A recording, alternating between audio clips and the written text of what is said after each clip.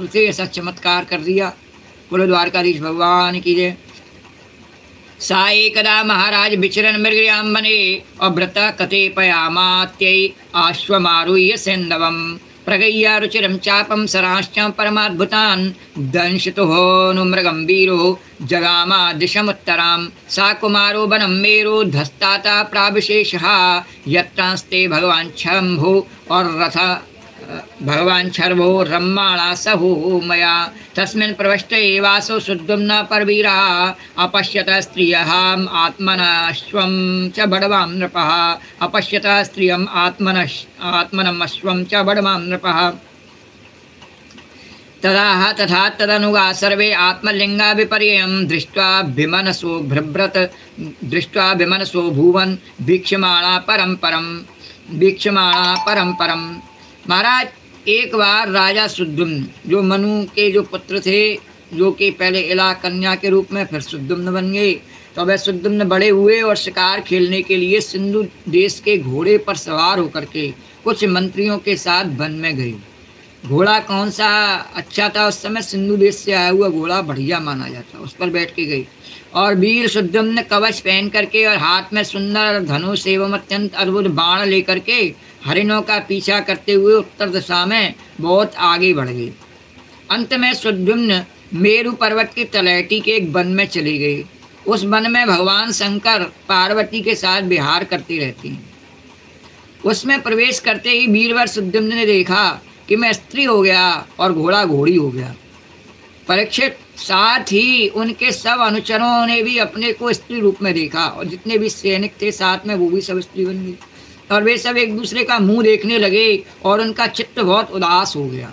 अब जब पुरुष से कोई स्त्री बन जावे तो फिर उसकी क्या स्थिति होगी? वो द्वारकाधीश भगवान ने की है, उनका चित्त उदास हो गया। राजोवाच अरे कथम एवं गुणोदेशा केन वा भगवन् कृता प्रश्वमेवं समाचक्ष्वा परम कौतूहलं हिना प्रश्नमेवं समाचक्ष्वा परम कौतूहलं हिना।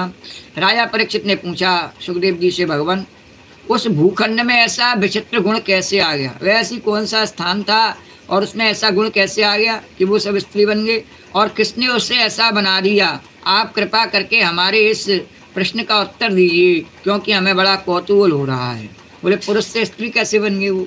श्री शुकवाच एकदा गिरिसंदृष्ट्यं ऋषयस्तत्र सुब्रता और दिशो बिते मेराभासा कुर्वन्ता समुपागमन् तान् विलोक्याम्बिका देवी विवासः व्रीडिता वृषं भ्रतोरंकात् समुत्थाय नीविम् आस्वत पर्यस्थात्।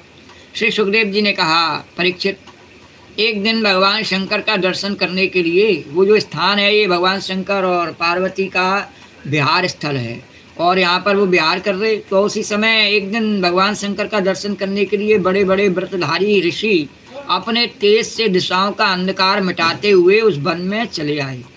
उस समय अंबिका देवी वस्त्रहीन थीं और ऋषियों को सहसा आया देख वे अत्यंत लज्जित हो गईं और झटपट उन्होंने भगवान शंकर की गोद से उतर करके और वस्त्र धारण कर लिया।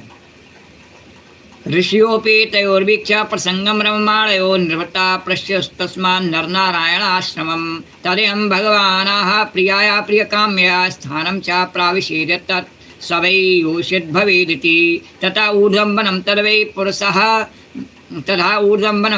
पुरुषा वर्जयन्ति और सा चानुचर संयुक्ता व्यभिचारः वनाद्वनं सा चानुचर संयुक्ता व्यभिचारः वनाद्वनं।